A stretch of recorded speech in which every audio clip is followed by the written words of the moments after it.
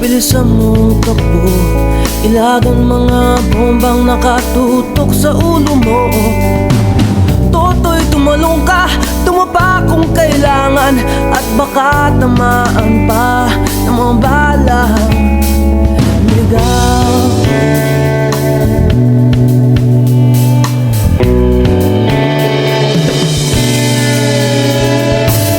Toto'y makinig ka, huwag kang magpagabi. Baka pagkamalangkat humandusay dyan sa tabi. Toto'y alam mo ba kung ano ang punot dulo nang di matapos-tapos ng kaguluhan?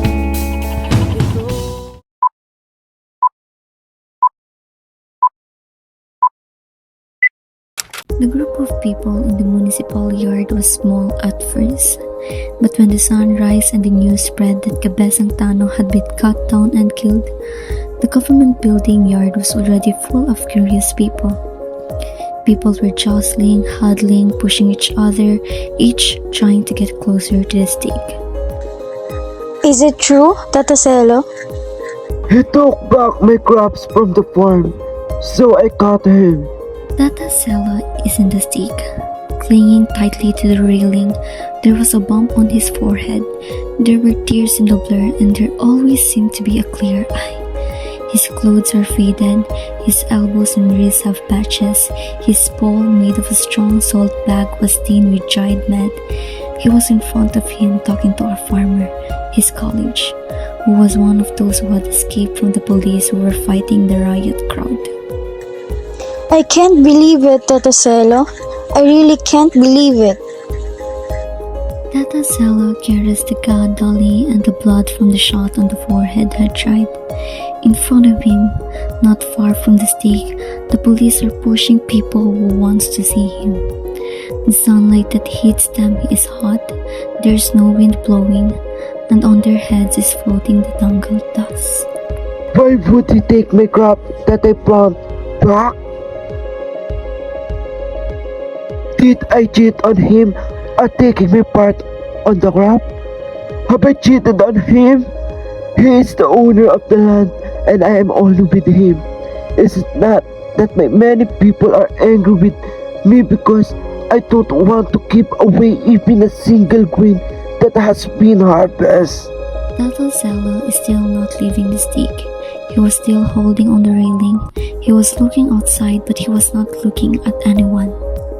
You shouldn't have chopped and killed the leader, said the young son of the richest proprietor in San Roque, who seemed like a flamboyant leader who could walk freely between the crowd and the stake. He is tall, white, wears tinted glasses, and smokes. He's taking my part of the crop back. Where I am going to go if I don't have anything? Still, that's no reason for you to chop the owner. He owns the land you farm. If he wants to fire you, he can fire you anytime. Tata Selo's face almost came out of the railing. You don't understand me, He said, looking up and trying to smile at the young man who threw away the cigarette and covered it tightly afterwards. You know that land used to be ours. It was only mortgaged when my wife got sick and the kasama was embarked. It's my dream to take back that land. That's why I don't give a single promise of harvest. If I can get it back, I can at least eat it. I'm begging the cabeza before and said, please don't let me go. I can still farm. Besa, it's true that I'm old, but I'm still strong. But oh, look what he done. He beaten me with a crane. Broke me. Look at the shot on my forehead. Look. The young man grabbed a cigarette. It lit it up and turned away from Tata Selo and approached a policeman. What happened, Tata Selo? Grabbing the railing, Tata Selo turned around. He saw a young farmer approaching the stake. Tata Selo smiled. Here is a farmer, or a farmer's son, who will believe him. The boy's wide brim hat was held high. It is glistening. The arms and legs are scratched. There is a harvesting tool in his shoulder. He came to me at my farm, Father. There at the sake. I was forced to leave my land because they said the farmer had changed.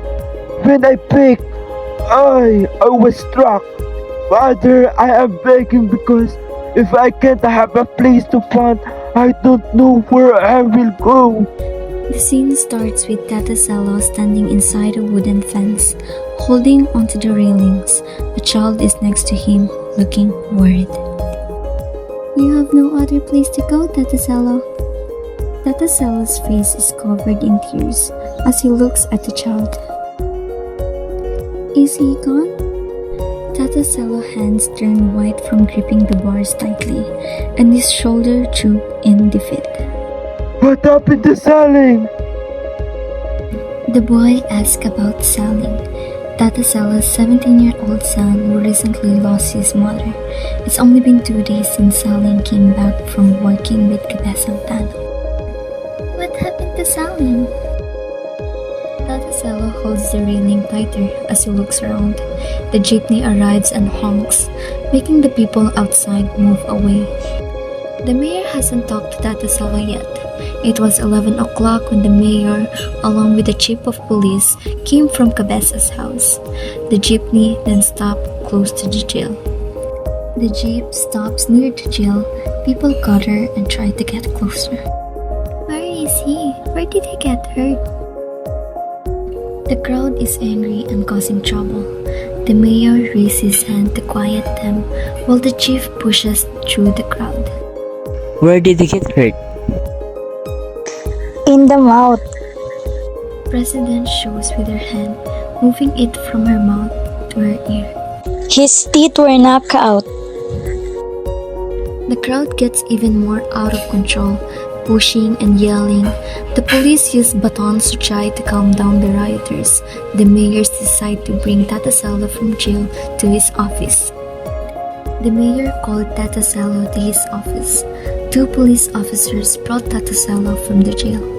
You're going to jail, Tata Selo. When Tata Selo got to the mayor's office, he was trembling as he sat in front of the mayor's desk. What happened here? Tata Selo took a moment before answering, his eyes filling with tears. He took our land, President. I don't want to live. The land belongs to us. It's ours. It is just borrowed and taken back. I already know that. The president shakes his head, showing impatience. I'm still strong, President. I can still do my job. Is it fair to let me go? I'm still strong, President. Where did you hit Cabeza? Tata Selo shakes before he answers. I was at the top of the hill when Cabeza came. I was fixing a hole in the fence. He watched me while I work. Then he suddenly called me. He said he was going to lift me off the ground because someone else was going to help him. Why did this happen? I tried to ask, but then, he started hitting me with his cane over and over. So, you hit him back? The room is silent. Everyone, including the clerks, is looking at Tata Selo. Tata Selo is hunched over, his fingers shaking in his dirty clothes.